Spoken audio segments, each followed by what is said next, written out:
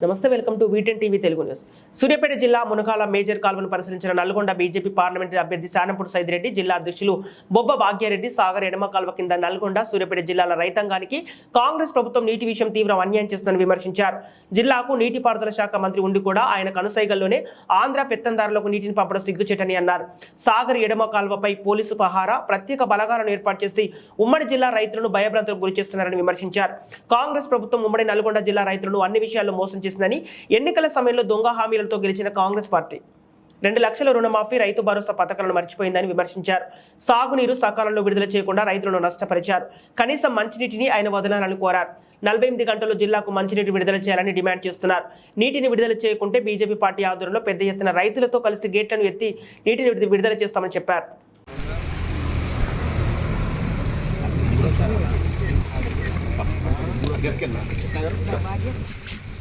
Gate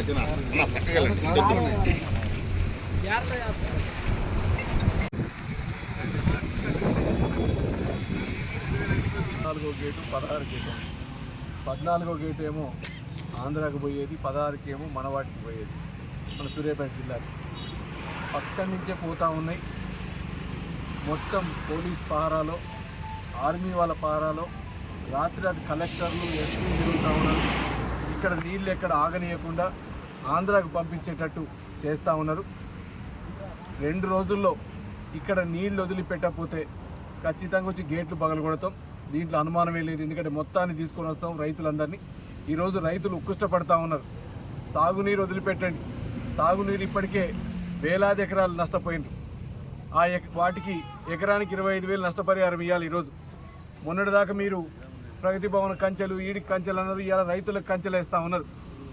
ఎట్టి పరిస్థితుల్లో 48 గంటలలో మీరు ఇక్కడ నీళ్లు 16 నెంబర్ గేటు కూడా నీళ్లు వదిలిపెట్టకపోతే ఇక్కడ ఉన్న చెరువులకి సాగునీరు అంటే ఇక దాదాపు ఎండిపోయినాయి. ఆ ఎండిన దాన్ని పశువులు కూడా తినే పరిస్థితి లేకుండా అయిపోయింది. ఆ గడ్డి కూడా అట్లనే రేట్లను చూస్తే రేట్లు మొన్నటిదాకా 3,000, 2,500, 2,700 అమ్మిన వడ్లు ఈరోజు 2,000కి లోపుగా అయిపోయినాయి. దాని గురించి పట్టించుకున్న నాదుడు లేడు. ఒకరోజు మంత్రి ఏదో కోమటిరెడ్డి ఎకరెడ్డి ఆడే మిల్లులు తిరిగి మీరు మిల్లులు బంద్ చేస్తాం, మీరు చేయకపోతే ఊకోమని చెప్పిండ్రు, వెళ్ళిపోయిన అడ్రస్ లేదు. దాని గురించి పట్టించుకున్నోడు లేడు. నీళ్ళకు వచ్చేసరికి నీళ్ళనంతే ఉంది. మొన్న ఏమని చెప్పిండ్రు, 500 రూపాయల బోనస్ ఇస్తామన్నారు. ఏది ఉన్న రేటు కంటే 500 బోనస్ ఇస్తామన్నారు. కానీ అసలు ఉన్న రేటే వచ్చే పరిస్థితి లేకుండా ఉంది.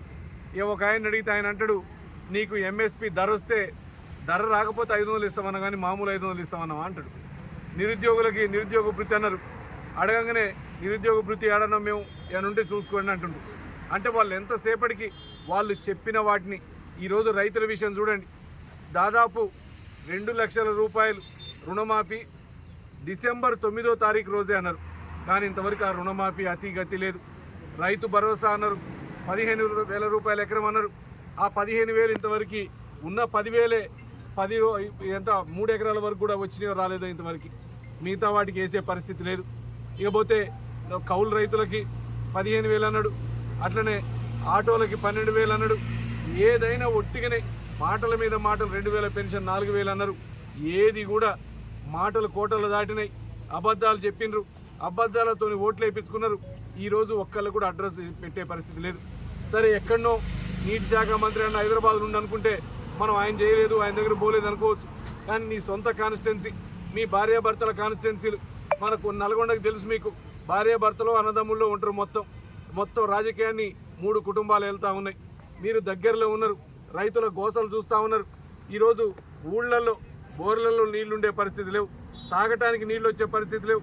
తొందరలో మనం కూడా బెంగళూరు ఇదే రకంగా మీరు ఇప్పుడు చెరువులు నింపకపోతే ఎకరానికి 25,000 రూపాయలు ఎక్స్గ్రేషియా ఇవ్వాలి. ఇమీడియట్గా ఆ రైతులను ఆదుకోవాలని మిమ్మల్ని కోరుతా ఉన్నాం. దాంతోపాటు 2 లక్షల రూపాయల రుణమాఫీ, కౌలుదారులకి రైతు భరోసా 15,000 రూపాయలు తొందరలో మీరు ఇవ్వకపోతే రేపు తెలుసు. అందరూ అనుకుంటా ఉన్నారు ఇప్పటిదాకా ఏముంది, ఎంపీ ఎలక్షన్లు అయిపోతే 5 ఏళ్ళు ఇంక అడిగే దిక్కు లేదు. ఇక అయిపోతే మనం ఎంపీ దాకా ఏదో ఒకటి అబద్ధాలు చెప్పుకుంటూ వద్దాం.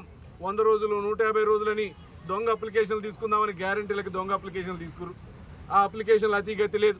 కానీ ఖచ్చితంగా రైతులకు విజ్ఞప్తి చేస్తూ ఉన్నా, మీరు దయచేసి ఒక నిర్ణయం తీసుకోండి.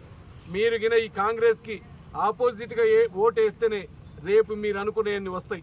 అదే మీరు వేస్తే ఏముందిలే మనకి ఏసీ రింగ్ అయిపోయింది 4 ఏళ్ళు ఇట్టనే ఉంటాం అనుకుంటారు. కాబట్టి మీరు వేసే ఓటు రేపు ఎంపీ అభ్యర్థులకి మీరు వేసే ఓటు గుణపాఠం కావాలా. అదే మోడీ గారు ఇచ్చే 6,000 రూపాయలు టెన్షన్గా ఎవరితోనూ పని లేదు. లాభార్థులు ఇవాళ ఒక్క నల్గొండ కాన్స్టిట్యున్సీ పరిధిలోనే 3,15,000 మందికి ఈరోజు గ్యాస్ సిలిండర్లు అయితేంది, రైతులకి 6,000 రూపాయలు అయితేంది. ఈ రకంగా ఎవరు అడగకుండా చేసిన ఘనత ఇవాళ మన ప్రధానమంత్రి మోడీ గారి. ఊళ్ళల్లో 14th ఫైనాన్స్, 15th ఫైనాన్స్ అన్ని రకాలు ఈరోజు శ్మశానాలు, టాయిలెట్స్ ఇవన్నీ జరిగినాయి. లోకల్ రోడ్లు జరిగినాయి అంటే మోడీ గారి వల్లనే జరిగినాయి. కాబట్టి మీరందరూ ఆలోచించండి. రేపెట్టి పరిస్థితుల్లో ఇక్కడ మీరు కనపడుతూనే ఉంది కాలువ ఫుల్లుగా పోతా ఉంది. పక్కనేమో అన్ని పొలాలు ఎండిపోయినాయి. ఈ ఎండిపోయిన కాలువలన్న మీ కళ్ళు తెరిపిస్తాయేమో అని ఉత్తమ్ కుమార్ రెడ్డి గారికి, కోమటిరెడ్డి వెంకరెడ్డి గారికి, రేవంత్ రెడ్డి గారికి తెలియజేస్తా ఉన్నాం. మా రైతుల్ని ఆదుకోవాలని కోరుతా ఉన్నాం. మీరు గిన 2 రోజుల్లో లేకపోతే మేమందరం వచ్చి ఖచ్చితంగా మేము చేసే పని మేము చేస్తామని తెలియజేస్తా ఉన్నాం. భారత్ మాతాకి జై, భారత్ మాతాకి జై.